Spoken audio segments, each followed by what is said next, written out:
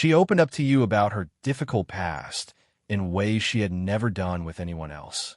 She told you heartbreaking stories about growing up in extreme poverty in the province, days when her family had almost nothing to eat, how her father abandoned them when she was young, and how she had to start working at a very young age to help support her sick mother and younger siblings. She cried while sharing these stories. You held her close, wiped her tears, and comforted her.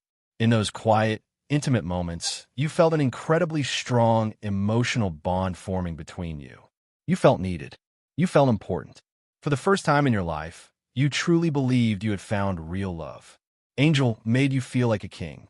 She was always affectionate, always caring, always telling you how lucky she felt to have met you. You started imagining a real future together, maybe even marriage and a family one day. You felt proud of yourself for taking her out of that difficult bar life and giving her a chance at something better. Everything felt so perfect. The connection was strong. The love felt real, and you were happier than you had been in many years. But as you would later learn, the deeper you fell in love, the more complicated and challenging things would eventually become. After a few wonderful months together, Angel started mentioning her family more frequently. One sunny afternoon, while you were both relaxing in your room, she looked at you with big, hopeful eyes and said softly, "Baby, I really want you to meet my family.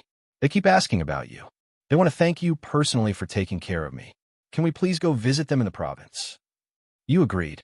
A few days later, you rode the train and made the journey together to her family home in a small, quiet town in Pampanga province.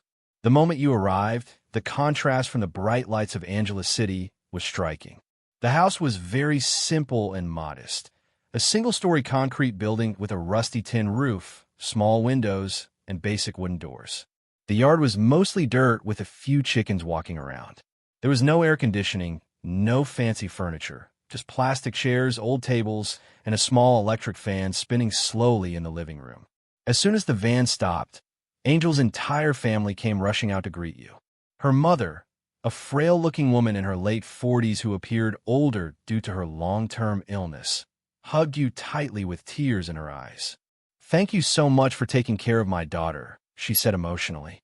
Angel's younger brothers and sisters, ranging from 8 to 16 years old, stared at you with wide, excited eyes, clearly fascinated by the first foreigner they had ever met in person.